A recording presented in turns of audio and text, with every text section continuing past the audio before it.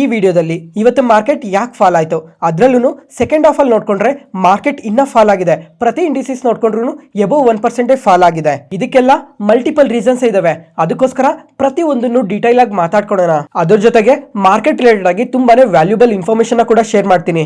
ಯಾವುದೇ ಕಾರಣಕ್ಕೂ ಈ ವಿಡಿಯೋನ ಸ್ಕಿಪ್ ಮಾಡಕ್ ಹೋಗ್ಬೇಡಿ, ಕೊನೆ ತನಕ ನೋಡಿ. ಮತ್ತೆ ಫ್ರೆಂಡ್ಸ್, ಇವತ್ತು ವಾಯ್ಸ್ ಒಂದು ಸ್ವಲ್ಪ ಲೋ ಅಲ್ಲಿ ಇರುತ್ತೆ, ಯಾಕಂದ್ರೆ ನನಗೆ ಸ್ವಲ್ಪ ಹುಷಾರಿಲ್ಲ. ಅದರಿಂದ ಇವತ್ತೊಂದಿನ ಅಡ್ಜಸ್ಟ್ ಮಾಡ್ಕೊಳ್ಳಿ. ಇವತ್ತಿನ ಮಾರ್ಕೆಟ್ ಅಪ್ಡೇಟ್ಸ್ ಏನಂದ್ರೆ, ಸೆನ್ಸೆಕ್ಸ್ 823 ಪಾಯಿಂಟ್ಸ್ ಡೌನ್ ಆಗಿ 81,691 ಅಲ್ಲಿ ಕ್ಲೋಸ್ ಆಗಿದೆ.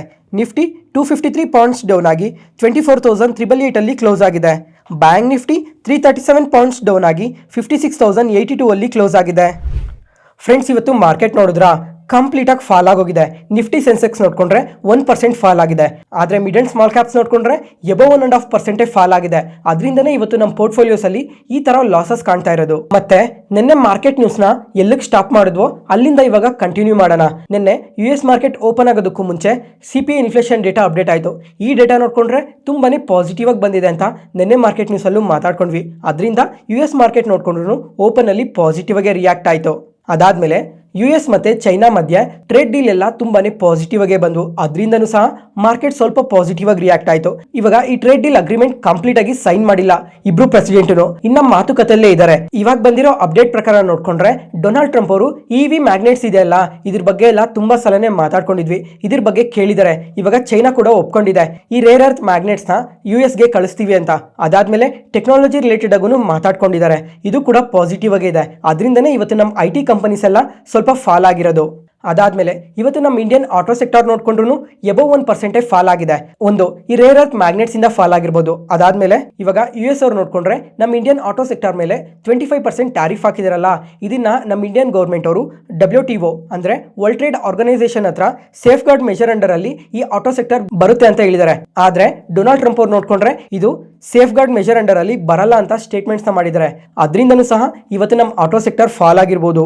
ಮತ್ತೆ US ಮಾರ್ಕೆಟ್ ನೋಡ್ಕೊಂಡ್ರೆ ನೆಗೆಟಿವ್ ಅಲ್ಲಿ ಕ್ಲೋಸ್ ಆಗಿದೆ. ಯಾಕಂದ್ರೆ US ಮತ್ತೆ ಇರಾನ್ ರಿಲೇಟೆಡ್ ಆಗಿ ಸ್ವಲ್ಪ ಜಿಯೋ ಪೊಲಿಟಿಕಲ್ ಟೆನ್ಷನ್ಸ್ ಎಲ್ಲ ಡೆವಲಪ್ ಆಗ್ತಾ ಇದೆ. ಅದರಿಂದ ಈ ಕ್ರೂಡ್ ಆಯಿಲ್ ನೋಡಿದ್ರ ಅರ್ಲಿ ಮಾರ್ನಿಂಗ್ 6 o'clock ನೋಡ್ಕೊಂಡ್ರೆ ನಿಯರ್ಲಿ $70 ಪರ್ ಬ್ಯಾರೆಲ್ ಗೆ ರೀಚ್ ಆಗಿತ್ತು.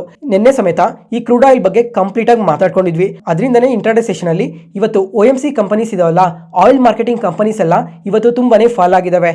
Bharat Petroleum, Hindustan Petroleum, IOCL, Indian Oil, ಈ ತರ ತುಂಬಾನೇ ಆಯಿಲ್ ಮಾರ್ಕೆಟಿಂಗ್ ಕಂಪನೀಸ್ ಎಲ್ಲ ಇವತ್ತು ನಿಯರ್ಲಿ 4 to 5% ವರೆಗೂ ಫಾಲ್ ಆಗಿದಾವೆ. ಈ ಎಲ್ಲಾ ಇಂಪ್ಯಾಕ್ಟ್ ಇಂದನೇ ನಮ್ಮ ಇಂಡಿಯನ್ ಮಾರ್ಕೆಟ್ ಕೂಡ ಸ್ವಲ್ಪ ನೆಗೆಟಿವ್ ಅಲ್ಲಿ ಓಪನ್ ಆಯ್ತು. ಅದಾದ್ಮೇಲೆ ನಿಫ್ಟಿ ವೀಕ್ಲಿ ಎಕ್ಸ್ಪೈರಿ ಕೂಡ ಇದೆ ಅಲ್ಲ, ಅದರಿಂದನೂ ಸಹ ಸ್ವಲ್ಪ ಫಾಲ್ ಆಗಿರ್ಬೋದು. ಮತ್ತೆ ಕರೆಕ್ಟ್ ಆಗಿ 1:30 ಆ ಟೈಮ್ ಅಲ್ಲಿ ನೋಡ್ಕೊಂಡ್ರೆ ನಮ್ಮ ಮಾರ್ಕೆಟ್ಸ್ ತುಂಬಾನೇ ಕರೆಕ್ಟ್ ಆಗೋಗಿದೆ. ಯಾಕಂದ್ರೆ ಕರೆಕ್ಟ್ ಆಗಿ 1:30 ಆ ಟೈಮ್ ಅಲ್ಲಿ ನೋಡ್ಕೊಂಡ್ರೆ ಅಹಮದಾಬಾದ್ ಇಂದ ಲಂಡನ್ಗೆ ಹೋಗೋ ಫ್ಲೈಟ್ ಏನಿದೆ ಏರ್ ಇಂಡಿಯಾ ಫ್ಲೈಟ್, ಆ ಫ್ಲೈಟ್ 600 ಮೀಟರ್ಸ್ ಇಂದ ಫಾಲ್ ಆಗಿದೆ ಅಂತ ಶಾಕಿಂಗ್ ನ್ಯೂಸ್ ಅಪ್ಡೇಟ್ ಆಗಿದೆ. ಈ ಫ್ಲೈಟ್ ಅಲ್ಲಿ ನೋಡ್ಕೊಂಡ್ರೆ 232 ಪ್ಯಾಸೆಂಜರ್ಸ್, 10 ಕ್ರೂ ಇದ್ದಾರೆ ಅಂತ ಮೆನ್ಷನ್ ಮಾಡಿದ್ದಾರೆ. ಮತ್ತೆ ಈ ಫ್ಲೈಟ್ ಕ್ರಾಶ್ ಅಲ್ಲಿ ನೋಡ್ಕೊಂಡ್ರೆ 30 ಜನ ಸಾವನ್ನಪ್ಪಿದ್ದಾರೆ ಅಂತ ಅಪ್ಡೇಟ್ ಆಗಿದೆ. ಅದರಿಂದ ಮಾರ್ಕೆಟ್ ಅಲ್ಲಿ ಸ್ವಲ್ಪ ಪ್ಯಾನಿಕ್ ಆಗಿ ಸೆಲ್ಲಿಂಗ್ ಪ್ರೆಷರ್ ಕ್ರಿಯೇಟ್ ಆಗಿರ್ಬೋದು. ನೆಕ್ಸ್ಟ್ ಅದಾದ್ಮೇಲೆ ನಮ್ಮ ಮಾರ್ಕೆಟ್ ಕ್ಲೋಸ್ ಆದ್ಮೇಲೆ ನೋಡ್ಕೊಂಡ್ರೆ ಈ ರಿಟೇಲ್ ಇನ್ಫ್ಲೇಷನ್ ಡೇಟಾ ತುಂಬಾನೇ ಪಾಸಿಟಿವ್ ಆಗಿ ಬಂದಿದೆ. 6 ಇಯರ್ಸ್ ಲೋ ಅಲ್ಲಿ ಬಂದಿದೆ. ಇವಾಗ ಈ ಇನ್ಫ್ಲೇಷನ್ ನೋಡ್ಕೊಂಡ್ರೆ 2.82% ಬಂದಿದೆ. ಇವಾಗ ರೀಸೆಂಟ್ ಆಗಿ ಒಂದ್ಸಲ ಮಾತಾಡ್ಕೊಂಡಿದ್ವಿ. ಇವಾಗ RBI ನೋಡ್ಕೊಂಡ್ರೆ ಇನ್ಫ್ಲೇಷನ್ ಎಸ್ಟಿಮೇಷನ್ ನ ಕಮ್ಮಿ ಮಾಡಿದರೆ 30 ಬೇಸಿಸ್ ಪಾಯಿಂಟ್ಸ್ ನ ಅಂತ, ಅಂದ್ರೆ 3.7% ಗಿನ ಒಳಗಡೆ ಬರಬೇಕು ಅಂತ ಹೇಳಿದ್ರು. ಆದ್ರೆ ಈ ಸಲ ನೋಡ್ಕೊಂಡ್ರೆ 2.82% ಬಂದಿದೆ. ಈ ತರ ಇನ್ಫ್ಲೇಷನ್ ಇರೋದು ತುಂಬಾನೇ ಪಾಸಿಟಿವ್ ಆಗುತ್ತೆ ಮಾರ್ಕೆಟ್ಗೆ. ಆದ್ರೆ ನೋಡ್ಬೇಕು ಓವರ್ ನೆಟ್ ಅಲ್ಲಿ ಗ್ಲೋಬಲ್ ಮಾರ್ಕೆಟ್ಸ್ ಇಂದ ಏನ್ ಅಪ್ಡೇಟ್ಸ್ ಬರುತ್ತೆ, ಮತ್ತೆ US ಮತ್ತೆ ಚೈನಾ ರಿಲೇಟೆಡ್ ಆಗಿ ಏನ್ ಅಪ್ಡೇಟ್ಸ್ ಬರುತ್ತೆ. ಅದ್ರ ಜೊತೆಗೆ ಇವಾಗ ಫ್ಲೈಟ್ ಕ್ರಾಶ್ ಆಗಿದೆ ಅಲ್ಲ, ಈ ಇನ್ಸಿಡೆಂಟ್ ನ ಮಾರ್ಕೆಟ್ ಯಾವ ತರ ತಗೊಳುತ್ತೆ ಅಂತಾನು ನಾಳೆ ನೋಡ್ಬೇಕು. ಯಾವುದೇ ಪಾಯಿಂಟ್ ಅಲ್ಲಿ ನಾನು ಹೇಳೋ ಇನ್ಫಾರ್ಮೇಶನ್ ನಿಮಗೆ ಯೂಸ್ಫುಲ್ ಅನ್ಸಿದ್ರೆ ಈ ವಿಡಿಯೋನ ಲೈಕ್ ಮಾಡಿ. ಮತ್ತೆ ನಿಮ್ಮ ಫ್ರೆಂಡ್ಸ್ ಅಲ್ಲಿ ಯಾರಿಗಾದ್ರೂ ಸ್ಟಾಕ್ ಮಾರ್ಕೆಟ್ ಬಗ್ಗೆ ಇಂಟ್ರೆಸ್ಟ್ ಇರೋರಿಗೆ ಈ ವಿಡಿಯೋಸ್ನ ಶೇರ್ ಮಾಡಿ, ಅವ್ರಿಗೂ ತುಂಬಾ ಉಪಯೋಗ ಆಗುತ್ತೆ. Next market key updates. Sterlite technologies ಈ ಕಂಪನಿ ಆದರೆ ಇವತ್ತು ನಿಯರ್ಲಿ 15% ಪಾಸಿಟಿವ್ ಆಗಿ ರಿಯಾಕ್ಟ್ ಆಗಿದೆ. ಲಾಸ್ಟ್ 3 ಇಯರ್ಸ್ ಅಲ್ಲಿ ಫಸ್ಟ್ ಟೈಮ್ ಈ ತರ ಪಾಸಿಟಿವ್ ಆಗಿ ರಿಯಾಕ್ಟ್ ಆಗಿರೋದು. ಯಾಕಂದ್ರೆ ಈ ಕಂಪನಿಗೆ ಒಂದು ಲಾರ್ಜ್ ಕಾಂಟ್ರಾಕ್ಟ್ ಬಂದಿದೆ BSNL ಇಂದ. ಈ ಟೋಟಲ್ ಆರ್ಡರ್ ವರ್ತ್ ನೋಡ್ಕೊಂಡ್ರೆ 2631 ಕ್ರೋರ್ಸ್ ಅಂತ ಅಪ್ಡೇಟ್ ಮಾಡಿದ್ದಾರೆ. ಮತ್ತೆ ಫ್ರೆಂಡ್ಸ್ ಇವಾಗ ಒಂದ್ಸಲ ಈ ಕಂಪನಿ ಮಾರ್ಕೆಟ್ ಕ್ಯಾಪ್ ನೋಡ್ಕೊಂಡ್ರೆ 3700 ಕ್ರೋರ್ಸ್ ಇದೆ. ಈ ತರ ಚಿಕ್ಕ ಕಂಪನಿಗೆ ಇಷ್ಟು ದೊಡ್ಡ ಆರ್ಡರ್ ಬಂದಿದೆ ಅಲ್ಲ, ಅದರಿಂದನೇ ಇವತ್ತು ಪಾಸಿಟಿವ್ ಆಗಿ ರಿಯಾಕ್ಟ್ ಆಗಿರೋದು. ಅದ್ರ ಜೊತೆಗೆ ಈ ಆರ್ಡರ್ ನ ದಿಲೀಪ್ ಬಿಲ್ಕಾನ್ ಜೊತೆ ಪಾರ್ಟ್ನರ್ಶಿಪ್ ಅಲ್ಲಿ ಕಂಪ್ಲೀಟ್ ಮಾಡ್ತಾರೆ ಅಂತ ಕೂಡ ಮೆನ್ಷನ್ ಮಾಡಿದ್ದಾರೆ. ಈ ಆರ್ಡರ್ ಏನಕ್ಕೆ ಅಂತ ನೋಡ್ಕೊಂಡ್ರೆ ಜಮ್ಮು ಕಾಶ್ಮೀರಲ್ಲಿ ಲಡಾಖ್ ಅಲ್ಲಿ ಮಿಡಲ್ ಮೈಲ್ ನೆಟ್ವರ್ಕ್ ನ ಕನ್ಸ್ಟ್ರಕ್ಷನ್ ಮಾಡೋದಕ್ಕೆ 3 ಇಯರ್ಸ್ ಕಾಂಟ್ರಾಕ್ಟ್ ಬಂದಿದೆ. ಅದಾದ್ಮೇಲೆ 10 ಇಯರ್ಸ್ ಮೇಂಟೆನೆನ್ಸ್ ಮಾಡೋದಕ್ಕೂ ಕೂಡ ಕಾಂಟ್ರಾಕ್ಟ್ ಬಂದಿದೆ. ಅದರಿಂದ ಈ ಕಂಪನಿಗೆ ಲಾಂಗ್ ಟರ್ಮ್ ಅಲ್ಲಿ ರೆವಿನ್ಯೂಸ್ ಜನರೇಟ್ ಆಗ್ತಾನೆ ಇರುತ್ತೆ ಅಂತ ಒಂದು ಪಾಸಿಟಿವ್ ಸೆಂಟಿಮೆಂಟ್ ಇಂದ ಹೆವಿ ವಾಲ್ಯೂಮ್ ಬೈನ್ಸ್ ಇಂದ ಈ ತರ ಪಾಸಿಟಿವ್ ಆಗಿ ರಿಯಾಕ್ಟ್ ಆಗಿರೋದು. ನೆಕ್ಸ್ಟ್ ಅದಾದ್ಮೇಲೆ ಡಿಫೆನ್ಸ್ ಕಂಪನೀಸ್ ಬಗ್ಗೆ ಮಾತಾಡ್ಕೊಳ್ಳೋಣ. ಈ ಡಿಫೆನ್ಸ್ ಕಂಪನೀಸ್ ಬಗ್ಗೆ ಮಲ್ಟಿಪಲ್ ಟೈಮ್ಸ್ ಮಾರ್ಕೆಟ್ ನ್ಯೂಸ್ ಅಲ್ಲಿ ಮಾತಾಡ್ಕೊಂಡಿದ್ವಿ. ಮತ್ತೆ ಬರೀ ಡಿಫೆನ್ಸ್ ಇಂಡೆಕ್ಸ್ ನೋಡ್ಕೊಂಡ್ರು ಎಬೋ 50% ರ್ಯಾಲಿ ಆಗಿದೆ. ಅದಾದ್ಮೇಲೆ ತುಂಬಾ ಮಾರ್ಕೆಟ್ ನ್ಯೂಸ್ ಅಲ್ಲೆಲ್ಲ ಈ ಡಿಫೆನ್ಸ್ ಸೆಕ್ಟರ್ ಇವಾಗ ಎಕ್ಸ್ಪೆನ್ಸಿವ್ ವ್ಯಾಲ್ಯೂಷನ್ಸ್ ಅಲ್ಲಿ ಇದೆ ಅಂತ ಕೂಡ ಮಲ್ಟಿಪಲ್ ಟೈಮ್ಸ್ ಮಾತಾಡ್ಕೊಂಡಿದ್ವಿ. ಆದ್ರೆ ಈ ಜಿಯೋ ಪೊಲಿಟಿಕಲ್ ಅನ್ಸರ್ಟಿನಿಟೀಸ್ ಏನಿದೆ ಇದು ದಿನ ದಿನ ಡೆವಲಪ್ ಆಗ್ತಾನೆ ಇದೆ. ಮತ್ತೆ ನಾನು ಎಷ್ಟೋ ಅನಲಿಸ್ಟ್ ರಿಪೋರ್ಟ್ಸ್ ಎಲ್ಲಾನು ಚೆಕ್ ಮಾಡಿದೀನಿ, ಪ್ರತಿಯೊಬ್ರು ವ್ಯಾಲ್ಯೂಷನ್ ಬಗ್ಗೆ ಮೆನ್ಷನ್ ಮಾಡ್ತಾನೆ ಇದ್ದಾರೆ. ಮೋಸ್ಟ್ ಆಫ್ ದ ಅನಲಿಸ್ಟ್ ಎಲ್ಲಾನು ಬೈ ರೇಟಿಂಗ್ ಕೊಡ್ತಾ ಇದ್ದಾರೆ. ಅದ್ರ ಜೊತೆಗೆ ಅವ್ರು ರಿಲೀಸ್ ಮಾಡಿರೋ ರಿಪೋರ್ಟ್ಸ್ ಅಲ್ಲಿ ನೋಡ್ಕೊಂಡ್ರೆ ಕಾಷನ್ ಅಲ್ಲಿ ಎಕ್ಸ್ಪೆನ್ಸಿವ್ ವ್ಯಾಲ್ಯೂಷನ್ಸ್ ಅಲ್ಲಿ ಇದೆ ಅಂತ ಕೂಡ ಮೆನ್ಷನ್ ಮಾಡ್ತಾ ಇದ್ದಾರೆ. ಮತ್ತೆ ಫ್ರೆಂಡ್ಸ್ ಇವಾಗ ಈ ಎಕ್ಸ್ಪೆನ್ಸಿವ್ ವ್ಯಾಲ್ಯೂಷನ್ಸ್ ಅಲ್ಲಿ ಇದ್ರೆ ಏನ್ ಪ್ರಾಬ್ಲಮ್ ಆಗುತ್ತೆ ಅಂದ್ರೆ ಇವಾಗ ಮಾರ್ಕೆಟ್ ಏನೋ ಪಾಸಿಟಿವ್ ಆಗಿ ರಿಯಾಕ್ಟ್ ಆಗ್ತಾ ಇದೆ. ಈ ಟೈಮಲ್ಲಿ ಯಾರೂ ಈ ಡಿಫೆನ್ಸ್ ಬಗ್ಗೆ ಅಷ್ಟಾಗಿ ನೆಗೆಟಿವ್ ಆಗಿ ಮಾತಾಡಲ್ಲ. ಆದ್ರೆ ಮಾರ್ಕೆಟ್ ಯಾವಾಗ ಫಾಲ್ ಆಗ ಶುರು ಆಗುತ್ತೋ ಅವಾಗ ಈ ಡಿಫೆನ್ಸ್ ಸೆಕ್ಟರ್ ಬಗ್ಗೆ ಮಾತಾಡ್ತಾರೆ. ಎಕ್ಸ್ಪೆನ್ಸಿವ್ ವ್ಯಾಲ್ಯೂಷನ್ಸ್ ಅಲ್ಲಿ ಇದೆ, ಈ ಟೈಮಲ್ಲಿ ಯಾರು ಬೈ ಮಾಡ್ತಾರೆ, ಪ್ರಾಫಿಟ್ ಬುಕಿಂಗ್ ಮಾಡ್ಕೊಳ್ಳಿ, ಕಮಿಂಗ್ ಟೈಮಲ್ಲಿ ತುಂಬಾನೇ ಫಾಲ್ ಆಗೋ ಚಾನ್ಸಸ್ ಇದೆ ಅಂತ ಎಲ್ಲ ಮೆನ್ಷನ್ ಮಾಡ್ತಾ ಇರ್ತಾರೆ. ಮತ್ತೆ ಇವಾಗ ಡಿಫೆನ್ಸ್ ಸೆಕ್ಟರ್ ಲಾಸ್ಟ್ 2 ಮಂತ್ಸ್ ಅಲ್ಲಿ ನೋಡ್ಕೊಂಡ್ರೆ 50% ರ್ಯಾಲಿ ಆಗಿದೆ ಅಲ್ಲ. ಇವಾಗ ಅದಕ್ಕೆಲ್ಲ ಏನೇನು ರೀಸನ್ಸ್ ಇದಾವೆ ಅಂತ ಮೆನ್ಷನ್ ಮಾಡಲ್ಲ, ಯಾಕಂದ್ರೆ ಮಲ್ಟಿಪಲ್ ಮಾರ್ಕೆಟ್ ನ್ಯೂಸ್ ಅಲ್ಲೇನೆ ಪ್ರತಿಯೊಂದನ್ನು ಡೀಟೇಲ್ ಆಗಿ ಮಾತಾಡ್ಕೊಂಡಿದ್ವಿ. ಮತ್ತೆ ರೀಸೆಂಟ್ ಆಗಿ ನೋಡ್ಕೊಂಡ್ರೆ ಜೆಫ್ರೀಸ್ ಅವರು ಸಹ ಸ್ವಲ್ಪ ಡಿಫೆನ್ಸ್ ಕಂಪನೀಸ್ ನ ಪಿಕ್ ಮಾಡಿ ಲಾಂಗ್ ಟರ್ಮ್ ಅಲ್ಲಿ ಇವೆಲ್ಲ ಪಾಸಿಟಿವ್ ಆಗಿ ರಿಯಾಕ್ಟ್ ಆಗ್ತವೆ ಅಂತ ಮಾತಾಡ್ಕೊಂಡಿದ್ವಿ. ಮತ್ತೆ ಇವತ್ತು ನೋಡ್ಕೊಂಡ್ರೆ ಆಂಟಿಕ್ ಅವರು ಸಮೇತ 4 ಕಂಪನೀಸ್ ನ ಪಿಕ್ ಮಾಡಿದ್ದಾರೆ. 4 ಕಂಪನೀಸ್ ನ ಪಿಕ್ ಮಾಡಿ ಇದಕ್ಕೆ ಏನಕ್ಕೆ ಬೈ ರೇಟಿಂಗ್ ಕೊಟ್ಟಿದ್ದಾರೆ, ಇದರಿಂದ ಏನೇನು ರೀಸನ್ಸ್ ಇದಾವೆ ಅಂತ ಪ್ರತಿಯೊಂದನ್ನು ಕ್ಲಿಯರ್ ಆಗಿ ಮೆನ್ಷನ್ ಮಾಡಿದ್ದಾರೆ. ಇವಾಗ ಈ ಆಂಟಿಕ್ ಅವರು ಏನಕ್ಕೆ ಈ ತರ ಪಾಸಿಟಿವ್ ಆಗಿದ್ದಾರೆ ಅಂತ ಅಂದ್ರೆ 2030 16 trillion rupees domestic defence procurement ನಡೆಯುತ್ತೆ. ಅದರಿಂದ ನಮ್ ಡಿಫೆನ್ಸ್ PSU ಕಂಪನೀಸ್ಗೆಲ್ಲ ಇದು ತುಂಬಾನೇ ಪಾಸಿಟಿವ್ ಆಗುತ್ತೆ. ಮತ್ತೆ ರೀಸೆಂಟ್ ಆಗಿ ಮೋದಿ ಅವ್ರು ನೋಡ್ಕೊಂಡ್ರೆ ಡಿಫೆನ್ಸ್ ರಿಲೇಟೆಡ್ ಆಗಿ ಮೇಕ್ ಇನ್ ಇಂಡಿಯಾ ಇನಿಷಿಯೇಟಿವ್ ಕೂಡ ತಗೊಂತಾ ಇದ್ದಾರೆ. ಅದರಿಂದ ಕೂಡ ಈ ಡಿಫೆನ್ಸ್ ಕಂಪನೀಸ್ಗೆ ತುಂಬಾನೇ ಪಾಸಿಟಿವ್ ಆಗುತ್ತೆ ಅಂತ ಮೆನ್ಷನ್ ಮಾಡಿದ್ದಾರೆ. ಮತ್ತೆ ಫ್ರೆಂಡ್ಸ್ ಇವಾಗ ಒಂದು 2 ಡೇಸ್ ಬ್ಯಾಕ್ ಮಾತಾಡ್ಕೊಂಡಿದ್ವಿ. ಏನಂತ ಅಂದ್ರೆ ಇವಾಗ ಪಾಕಿಸ್ತಾನದವ್ರು ನೋಡ್ಕೊಂಡ್ರೆ ಡಿಫೆನ್ಸ್ ಬಜೆಟ್ ನ 20% ಇನ್ಕ್ರೀಸ್ ಮಾಡಿದ್ದಾರೆ. ಚೈನಾ ಇಂದ ಎಲ್ಲ ಎಕ್ವಿಪ್ಮೆಂಟ್ಸ್ ನ ಇಂಪೋರ್ಟ್ ಮಾಡ್ಕೊಂತಾ ಇದ್ದಾರೆ. ಅದ್ರ ಜೊತೆಗೆ ನಮ್ ಗೌರ್ಮೆಂಟ್ ಇಂದ ನೋಡ್ಕೊಂಡ್ರು ಈ ಡಿಫೆನ್ಸ್ ರಿಲೇಟೆಡ್ ಆಗಿ ತುಂಬಾನೇ ಪಾಸಿಟಿವ್ ಸ್ಟೇಟ್ಮೆಂಟ್ಸ್ ಬರ್ತಾ ಇದಾವೆ. ಇವಾಗ ಈ ಆಂಟಿಕ್ ಅವರು ಯಾವ್ಯಾವ ಕಂಪನೀಸ್ ನ ಪಿಕ್ ಮಾಡಿದ್ದಾರೆ ಅಂತ ನೋಡ್ಕೊಂಡ್ರೆ ಒಂದು HAL ಈ ಕಂಪನಿನ ಪಿಕ್ ಮಾಡಿ ಬೈ ರೇಟಿಂಗ್ ಕೊಟ್ಟು target price 6545 rupees per share ಅಂತ ಅಪ್ಡೇಟ್ ಮಾಡಿದ್ದಾರೆ. ಯಾಕಂದ್ರೆ ಈ ತೇಜಸ್ ಫೈಟರ್ ಜೆಟ್ಸ್ ಇಂದ ಈ ಕಂಪನಿಗೆ ತುಂಬಾನೇ ಪಾಸಿಟಿವ್ ಆಗುತ್ತೆ. ಅದ್ರ ಜೊತೆಗೆ ಇವರು ನೆಕ್ಸ್ಟ್ 4-5 ಇಯರ್ಸ್ ಅಲ್ಲಿ various type of fighter jets ನ ಪ್ರೊಡ್ಯೂಸ್ ಮಾಡ್ತಾರೆ ಅಂತ ಸ್ಟ್ರಾಂಗ್ ಪಾಸಿಟಿವ್ ಸ್ಟೇಟ್ಮೆಂಟ್ಸ್ ಮಾಡಿದ್ದಾರೆ. ಮತ್ತೆ ಭಾರತ್ ಎಲೆಕ್ಟ್ರಾನಿಕ್ಸ್ ಈ ಕಂಪನಿಗೆ ನೋಡ್ಕೊಂಡ್ರು ಬೈ ರೇಟಿಂಗ್ ಕೊಟ್ಟು target price 422 rupees per share ಅಂತ ಹೇಳಿದ್ದಾರೆ. ಯಾಕಂದ್ರೆ ಇವಾಗ ಈ ಕಂಪನಿ ಆರ್ಡರ್ ಬುಕ್ ನೋಡ್ಕೊಂಡ್ರೇನೆ ಎಬೋ 60,000 ಕ್ರೋರ್ಸ್ ಇದೆ. ಮತ್ತೆ ಅದ್ರ ಜೊತೆಗೆ ಇವರು ಕೇಪೆಕ್ಸ್ ಕೂಡ ಮಾಡ್ತಾ ಇದ್ದಾರೆ 700 ಇಂದ 800 ಕ್ರೋರ್ಸ್ ವರ್ಗುನು. ಯಾಕಂದ್ರೆ ಮ್ಯಾನುಫ್ಯಾಕ್ಚರಿಂಗ್ ಕೆಪಾಸಿಟಿನ ಎಕ್ಸ್ಪ್ಯಾಂಡ್ ಮಾಡ್ತಾ ಇದೀವಿ ಅಂತ ಮೆನ್ಷನ್ ಮಾಡಿದ್ದಾರೆ. ಮತ್ತೆ ಮ್ಯಾಸ್ಗಂಡಾಕ್ ಶಿಪ್ ಬಿಲ್ಡಿಂಗ್ ಈ ಕಂಪನಿಗೆ ನೋಡ್ಕೊಂಡ್ರೆ ಇವಾಗ ಹೊಸದಾಗಿ 3 ಸಬ್ಮೆರಿನ್ಸ್ ಆರ್ಡರ್ಸ್ ಬರುತ್ತೆ ಅಂತ ಮೆನ್ಷನ್ ಮಾಡಿದ್ದಾರೆ. ಮತ್ತೆ ಫಿನಾನ್ಷಿಯಲ್ ಇಯರ್ 2025 ಅಲ್ಲಿ ರೆವಿನ್ಯೂಸ್ ಎಷ್ಟಿತ್ತೋ ಅದಕ್ಕೆ 14x ಗ್ರೋತ್ ಇರುತ್ತೆ ರೆವಿನ್ಯೂಸ್ ಅಲ್ಲಿ ಅಂತ ಮೆನ್ಷನ್ ಮಾಡಿದ್ದಾರೆ. ನೆಕ್ಸ್ಟ್ ಅದಾದ್ಮೇಲೆ PTC ಇಂಡಸ್ಟ್ರೀಸ್ ಈ ಕಂಪನಿಗೂ ಸಹ ಬೈ ರೇಟಿಂಗ್ ಕೊಟ್ಟು target price 19,639 rupees per share ಅಂತ ಅಪ್ಡೇಟ್ ಮಾಡಿದ್ದಾರೆ. ಫ್ರೆಂಡ್ಸ್ ಇವಾಗ ಈ ಕಂಪನಿ ಬಗ್ಗೆ ನೋಡ್ಕೊಂಡ್ರೆ ಇವರು ಪ್ರಪಂಚದಲ್ಲೇ ಬಿಗ್ಗೆಸ್ಟ್ ಫ್ಯಾಕ್ಟರಿ ಇದೆ. ಟೈಟಾನಿಯಂ ಮತ್ತೆ ಸೂಪರ್ ರೋಲಿ ಪಾರ್ಟ್ಸ್ ನ ಮ್ಯಾನುಫ್ಯಾಕ್ಚರ್ ಮಾಡ್ತಾರೆ. ಇದನ್ನ ಏರ್ ಕ್ರಾಫ್ಟ್ ಅಲ್ಲಿ ಡಿಫೆನ್ಸ್ ಎಕ್ವಿಪ್ಮೆಂಟ್ಸ್ ಅಲ್ಲೆಲ್ಲ ಬಳಸ್ತಾರೆ. ಮತ್ತೆ ಈ ಫ್ಯಾಕ್ಟರಿ ನೋಡ್ಕೊಂಡ್ರೆ ಲಕ್ನೋಲ್ ಇದೆ ಅಂತ ಮೆನ್ಷನ್ ಮಾಡಿದ್ದಾರೆ.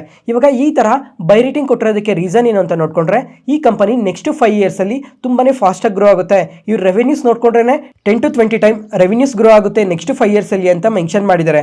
ನೋಡೋಣ ಡಿಫೆನ್ಸ್ ಕಂಪನೀಸ್ ಪಾಸಿಟಿವ್ ಆಗಿ ಗ್ರೋ ಆಗುತ್ತಾ, ಯಾವ್ದಾದ್ರು ಸಿಚುವೇಶನ್ಸ್ ಇಂದ ಮಾರ್ಕೆಟ್ ಏನಾದರೂ ಕರೆಕ್ಟ್ ಆಗುತ್ತಾ ಅಂತ ನೋಡಬೇಕು. ನೆಕ್ಸ್ಟ್ ಫ್ರೆಂಡ್ಸ್ ನಾಳೆ ನಮ್ಮ ಮಾರ್ಕೆಟಲ್ಲಿ ನೋಡ್ಕೊಂಡ್ರೆ ಹೊಸ IPO ಓಪನ್ ಆಗ್ತಾ ಇದೆ. ಅದೇ ಓಸ್ವಾಲ್ ಪಂಪ್ಸ್. ಈ ಕಂಪನಿ ಬಗ್ಗೆ ಒಂದು 2 ಮಿನಿಟ್ಸ್ ಅಲ್ಲಿ ಕಂಪ್ಲೀಟ್ ಆಗಿ ಮಾತಾಡ್ಕೊಳ್ಳೋಣ. ಈ ಓಸ್ವಾಲ್ ಪಂಪ್ಸ್ 2003 ಅಲ್ಲಿ ಶುರು ಮಾಡ್ತಾರೆ. ಇವರು ಹಲವಾರು ತರದ ಪಂಪ್ಸ್ ನ ಮ್ಯಾನುಫ್ಯಾಕ್ಚರ್ ಮಾಡ್ತಾರೆ. Solar pumps, submersible pumps, monoblock pumps, pressure pumps, sewage pumps, electric motors, ಈ ತರ ಹಲವಾರು ಪಂಪ್ಸ್ ನ ಇವರು ಮ್ಯಾನುಫ್ಯಾಕ್ಚರ್ ಮಾಡ್ತಾರೆ. ಮತ್ತೆ ಅದ್ರ ಜೊತೆಗೆ ಇವ್ರು ಮ್ಯಾನುಫ್ಯಾಕ್ಚರ್ ಮಾಡೋ ಪಂಪ್ಸ್ ನ ಡಿಫ್ರೆಂಟ್ ಸೆಗ್ಮೆಂಟ್ಸ್ ಅಲ್ಲಿ ಬಳಸ್ತಾರೆ. ಡೊಮೆಸ್ಟಿಕಲಿ, ಅಗ್ರಿಕಲ್ಚರ್ ಅಲ್ಲಿ, ಇಂಡಸ್ಟ್ರಿಯಲ್ ಅಲ್ಲಿ, ಈ ತರ ಹಲವಾರು ಸೆಗ್ಮೆಂಟ್ಸ್ ಅಲ್ಲಿ ಇದನ್ನ ಬಳಸ್ತಾರೆ. ಅದ್ರ ಜೊತೆಗೆ ಈ ಸೋಲಾರ್ ಪಂಪ್ಸ್ ಏನಿದೆ ಇವಕ್ಕಾದ್ರೆ end to end EPC services ನ ಕೂಡ ಪ್ರೊವೈಡ್ ಮಾಡ್ತಾರೆ. ಮತ್ತೆ ಇವ್ರ ಫಿನಾನ್ಷಿಯಲ್ಸ್ ವಿಷಯಕ್ಕೆ ಬಂದ್ರೆ ಪ್ರತಿ ವರ್ಷ ರೆವಿನ್ಯೂಸ್ ಇನ್ಕ್ರೀಸ್ ಆಗ್ತಾನೆ ಇದೆ. ಲಾಸ್ಟ್ 2 years ಅಲ್ಲಿ ನೋಡ್ಕೊಂಡ್ರೆ 45% CAGR ಅಲ್ಲಿ ಗ್ರೋ ಆಗ್ತಾ ಇದ್ದಾರೆ. ಮತ್ತೆ ಗೌರ್ಮೆಂಟ್ PLI ಸ್ಕೀಮ್ಸ್ ನ ಕೂಡ ಪಡಿತಾ ಇದ್ದಾರೆ. ಮತ್ತೆ ಈ ಕಂಪನಿಗೆ ಒಂದು ಸಬ್ಸಿಡರಿ ಕಂಪನಿ ಇದೆ. ಇವರಾದ್ರೆ ಸೋಲಾರ್ ಮಾಡ್ಯೂಲ್ಸ್ ಇರ್ತಾವಲ್ಲ ಅವನ್ನ ಮ್ಯಾನುಫ್ಯಾಕ್ಚರ್ ಮಾಡ್ತಾರೆ. ಅದ್ರ ಜೊತೆಗೆ ಈ ಪಂಪ್ಸ್ ರಿಲೇಟೆಡ್ ಆಗಿ ಬ್ಯಾಕ್ವರ್ಡ್ ಇಂಟಿಗ್ರೇಷನ್ ಕೂಡ ಮಾಡ್ತಾ ಇದ್ದಾರೆ. ಮತ್ತೆ ಇವಾಗ ಈ IPO ದಲ್ಲಿ ನೋಡ್ಕೊಂಡ್ರೆ 1387 crores ನ ರೈಸ್ ಮಾಡ್ತಾ ಇದ್ದಾರೆ. ಇವಾಗ ಈ IPO ಪ್ರೈಸ್ ಬ್ಯಾಂಡ್ ನೋಡ್ಕೊಂಡ್ರೆ 584 rupees ಇಂದ 614 rupees ಪರ್ ಶೇರ್ ಇದೆ. ಮತ್ತೆ ಈ IPO ನಾಳೆ ಓಪನ್ ಆಗಿ 17th ಕ್ಲೋಸ್ ಆಗುತ್ತೆ. ನೆಕ್ಸ್ಟ್ ಇವಾಗ ಪಿಯರ್ ಕಂಪ್ಯಾರಿಸನ್ ಅಲ್ಲಿ ಯಾವ್ಯಾವ ಕಂಪನೀಸ್ ಇದಾವೆ ಅಂತ ನೋಡ್ಕೊಂಡ್ರೆ Shakti pumps, Kirloskar Brothers, KSB limited ಮತ್ತೆ ಈ ಟಾಟಾ ಪವರ್ ಅವರು ಕೂಡ ಈ ಸೋಲಾರ್ ಪಂಪ್ಸ್ ನ ಮ್ಯಾನುಫ್ಯಾಕ್ಚರ್ ಮಾಡ್ತಾರೆ. ನೋಡೋಣ ಈ ಕಂಪನಿ ಕಮಿಂಗ್ ಟೈಮ್ ಅಲ್ಲಿ ಮಾರ್ಕೆಟ್ಗೆ ಲಿಸ್ಟ್ ಆದ್ಮೇಲೆ ಯಾವ ತರ ಗ್ರೋ ಆಗ್ತಾರೆ ಅಂತ. ಶಕ್ತಿ ಪಂಪ್ಸ್ ಈ ಕಂಪನಿ ಆದ್ರೆ ಇವತ್ತು ಇಂಟರ್ಡೇ ಸೆಷನ್ ಅಲ್ಲಿ ನಿಯರ್ಲಿ 5% ವರೆಗೂ ಪಾಸಿಟಿವ್ ಆಗಿ ರಿಯಾಕ್ಟ್ ಆಗಿದೆ. ಯಾಕಂದ್ರೆ ಇವತ್ತು ಮಹಾರಾಷ್ಟ್ರ ಎನರ್ಜಿ ಡಿಪಾರ್ಟ್ಮೆಂಟ್ ಏಜೆನ್ಸಿಯಿಂದ 114 crores ಕಾಂಟ್ರಾಕ್ಟ್ ಬಂದಿದೆ. ಈ ಕಾಂಟ್ರಾಕ್ಟ್ ಅಲ್ಲಿ 4500 ಸೋಲಾರ್ ಪಂಪ್ಸ್ ನ ಸಪ್ಲೈ ಮಾಡಿ ಇನ್ಸ್ಟಾಲ್ ಮಾಡೋದಕ್ಕೆ ಅದನ್ನು 90 days ಅಲ್ಲಿ ಈ ವರ್ಕ್ ಎಲ್ಲ ಕಂಪ್ಲೀಟ್ ಆಗಬೇಕು ಅಂತ ಕೂಡ ಮೆನ್ಷನ್ ಮಾಡಿದ್ದಾರೆ. ಈ ಆರ್ಡರ್ ಇಂದಾನೆ ಇವತ್ತು ಪಾಸಿಟಿವ್ ಆಗಿ ರಿಯಾಕ್ಟ್ ಆಗಿರೋದು. ನೆಕ್ಸ್ಟ್ ಮ್ಯಾಪ್ಮೈ ಇಂಡಿಯಾ ಈ ಕಂಪನಿ ನೋಡ್ಕೊಂಡ್ರೆ ಇವತ್ತು ನಿಯರ್ಲಿ 10% ಫಾಲ್ ಆಗಿದೆ. ಯಾಕಂದ್ರೆ ಈ ಫೋನ್ ಪೇ ಕಂಪನಿ ಇದೆ ಅಲ್ಲ, ನಾವು ಡಿಜಿಟಲ್ ಟ್ರಾನ್ಸಾಕ್ಷನ್ಸ್ಗೆಲ್ಲ ಬಳಸ್ತೀವಿ. ಈ ಕಂಪನಿಯವರು ಈ ಮ್ಯಾಪ್ಮೈ ಇಂಡಿಯಾದಲ್ಲಿ 18.7% ಸ್ಟೇಕ್ ನ ಹೋಲ್ಡ್ ಮಾಡ್ತಾ ಇದ್ದಾರೆ. ಅದರಲ್ಲಿ ಇವತ್ತು 5.3% ಸ್ಟೇಕ್ ನ ಸೆಲ್ ಮಾಡಿದ್ದಾರೆ ಬ್ಲಾಕ್ ಡೀಲ್ ಅಲ್ಲಿ. ಅದರಿಂದನೇ ಇವತ್ತು ಫಾಲ್ ಆಗಿರೋದು. ಮತ್ತೆ ಏಷ್ಯನ್ ಪೇಂಟ್ಸ್ ಈ ಕಂಪನಿಯಲ್ಲೂ ಇವತ್ತು ಒಂದು ಬ್ಲಾಕ್ ಡೀಲ್ ನಡೆದಿದೆ. ಇದರಲ್ಲಿ 3.6% ಈಕ್ವಿಟೀಸ್ ನ ಸೇಲ್ ಮಾಡಿದ್ದಾರೆ ಅಂತ ಅಪ್ಡೇಟ್ ಆಗಿದೆ. ಇವಾಗ ಫಿನಾನ್ಷಿಯಲ್ ಪ್ಲಾಟ್ಫಾರ್ಮ್ಸ್ ಅಲ್ಲೆಲ್ಲ ಏನ್ ಅಪ್ಡೇಟ್ ಆಗ್ತಾ ಇದೆ ಅಂದ್ರೆ ಈ ರಿಲಯನ್ಸ್ ಕಂಪನಿ ಇದೆ ಅಲ್ಲ, ಅವರು ಈ ಕಂಪನಿ ಸ್ಟೇಕ್ ನ ಸೆಲ್ ಮಾಡಿದ್ದಾರೆ ಅಂತ ಅಪ್ಡೇಟ್ ಆಗ್ತಾ ಇದೆ. ನೋಡೋಣ ಈ ಬ್ಲಾಕ್ ಡೀಲ್ ಅಲ್ಲಿ ಯಾರು ಬೈ ಮಾಡಿದ್ದಾರೆ, ಯಾರು ಸೆಲ್ ಮಾಡಿದ್ದಾರೆ ಅಂತ ಕ್ಲಿಯರ್ ಆಗಿ ಗೊತ್ತಾಗುತ್ತೆ.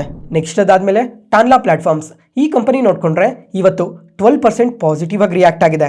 ಯಾಕಂದ್ರೆ ಈ company board of directors next week meeting ಅಲ್ಲಿ ಈ ಕಂಪನಿಯಲ್ಲಿ ಶೇರ್ಸ್ ನ ಬೈಬ್ಯಾಕ್ ಮಾಡೋ ಚಾನ್ಸಸ್ ಇದೆ ಅಂತ ಫಿನಾನ್ಷಿಯಲ್ ಪ್ಲಾಟ್ಫಾರ್ಮ್ಸ್ ಅಲ್ಲಿ ಅಪ್ಡೇಟ್ ಮಾಡಿದ್ದಾರೆ. ಅದರಿಂದನೇ ಇವತ್ತು ಈ ತರ ಪಾಸಿಟಿವ್ ಆಗಿ ರಿಯಾಕ್ಟ್ ಆಗಿರೋದು. ಮತ್ತೆ ಇದೇನು ಫಸ್ಟ್ ಟೈಮ್ ಏನು ಟಾನ್ಲಾ ಪ್ಲಾಟ್ಫಾರ್ಮ್ಸ್ ಅವರು ಶೇರ್ಸ್ ಬೈಬ್ಯಾಕ್ ಮಾಡ್ತೀವಿ ಅಂತ ಹೇಳಿಲ್ಲ. ಲಾಸ್ಟ್ 5 years ಅಲ್ಲಿ 2 times ಬೈಬ್ಯಾಕ್ ಮಾಡಿದ್ದಾರೆ. 2020 ಅಲ್ಲಿ 154 crores ಶೇರ್ಸ್ ನ ರೀಪರ್ಚೇಸ್ ಮಾಡಿದ್ರು 1200 rupees ಪರ್ ಶೇರ್ ಅಲ್ಲಿ. ಮತ್ತೆ 2022 ಅಲ್ಲಿ ನೋಡ್ಕೊಂಡ್ರು 174 crores ವರ್ತ್ ಆಫ್ ಶೇರ್ಸ್ ನ ರೀಪರ್ಚೇಸ್ ಮಾಡಿದ್ರು. ಅವಾಗೂ 1200 rupees ಪರ್ ಶೇರ್ ಅಲ್ಲೇನೆ ಬೈ ಮಾಡಿದ್ರು. ಆದ್ರೆ ಲಾಸ್ಟ್ ಟೈಮ್ ಬೈಬ್ಯಾಕ್ ಮಾಡಿರೋದಕ್ಕಿಂತ 48% ಡಿಸ್ಕೌಂಟ್ ಅಲ್ಲಿ ಈ ಸಲ ಬೈ ಮಾಡ್ತಾ ಇದ್ದಾರೆ. ಈ ತರ ಪ್ರೊಮೋಟರ್ಸ್ ಬೈಬ್ಯಾಕ್ ಮಾಡ್ತಾ ಇದ್ದಾರೆ ಅಂದ್ರೆ ಈ ಕಂಪನಿಯಲ್ಲಿ ಇನ್ನ ವ್ಯಾಲ್ಯೂ ಇದೆ, ಅಥವಾ ಕಮಿಂಗ್ ಟೈಮ್ ಅಲ್ಲಿ ಈ ಸ್ಟಾಕ್ ಏನಾದ್ರು ಇನ್ನ ತುಂಬಾ ಪಾಸಿಟಿವ್ ಆಗಿ ಗ್ರೋ ಆಗೋ ಚಾನ್ಸಸ್ ಏನಾದ್ರು ಇರ್ಬೋದೇನೋ ಅಂತ ಬೈ ಮಾಡ್ತಾ ಇರಬೇಕು. ನೋಡೋಣ ಕಮಿಂಗ್ ಕ್ವಾರ್ಟರ್ಸ್ ಅಲ್ಲಿ ಇವರು ಯಾವ ತರ ರಿಸಲ್ಟ್ಸ್ ನ ಪೋಸ್ಟ್ ಮಾಡ್ತಾರೆ ಮತ್ತೆ ಇನ್ನ ಯಾವ ತರ ಗ್ರೋ ಆಗ್ತಾರೆ ಅಂತ. ಇವತ್ತಿಗೆ ಅಪ್ಡೇಟ್ಸ್ ಮುಗೀತು. ಈ ವಿಡಿಯೋ ಇಷ್ಟ ಆದರೆ ಲೈಕ್ ಮಾಡಿ, ಶೇರ್ ಮಾಡಿ, ಸಬ್ಸ್ಕ್ರೈಬ್ ಆಗಿ. ಮತ್ತೆ ನಾಳೆ ಹೊಸ ಸ್ಟಾಕ್ ಮಾರ್ಕೆಟ್ ನ್ಯೂಸ್ ಅನಾಲಿಸಿಸ್ ವಿಡಿಯೋಲಿ ಸಿಗೋಣ.